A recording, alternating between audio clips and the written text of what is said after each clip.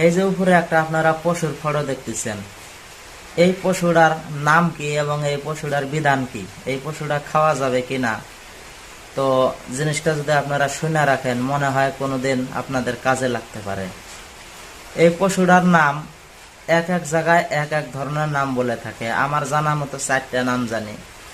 একটা নাম হলো কেউ বলে সহাপহু, আবার আরেকটা নাম হলো কেউ বলে এর নাম ফটকে, আবার কেউ বলে এর নাম হলো খরগোশ, আবার আরবি ভাষার মধ্যে এর নাম বলা হয় আরনাব।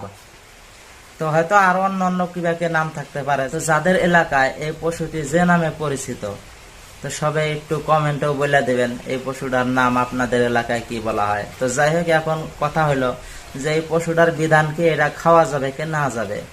এই বিষয়ে অনেকেই অনেক ধরনের কথা বলে থাকে। কেউ বলে এই সহাপহু বা খরগোশ যেটাই হোক, এটার মানে কয়েকটা জাত আছে, কয়েকটা ধরন আছে। তো এই পশুটির জাত প্রজাত নিয়ে মানুষে ইখতিলাফ করে। কেউ বলে যে আর নাকি 2টা জাত আছে। একটা হলো ছাগল জাতি, মানে ছাগলের যেরকম খুরা থাকে ফাটা, তো ওই রকম একটা জাতি। আবার আরেকটা জাতি আছে বিড়ালের পায়ের মতো। তো তারা ভাগাভাগি করে, যেটা বিড়াল পায়ের মতো পা ওইটা খাওয়া যায় না, আর যেটা বকরির পায়ের মতো পা আছে ওইটা খাওয়া যায়। তো এক ধরন খাওয়া যায় আর এক ধরনেরটা খাওয়া যায় না, এরকম অনেকেই বলে থাকে।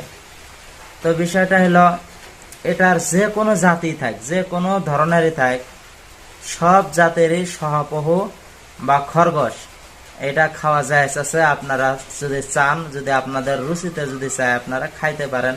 এটা আল্লাহ তাআলা হালাল করেছে। তো এই পশুটা আপনারা ভোগ করতে পারেন, কোনো অসুবিধা নাই।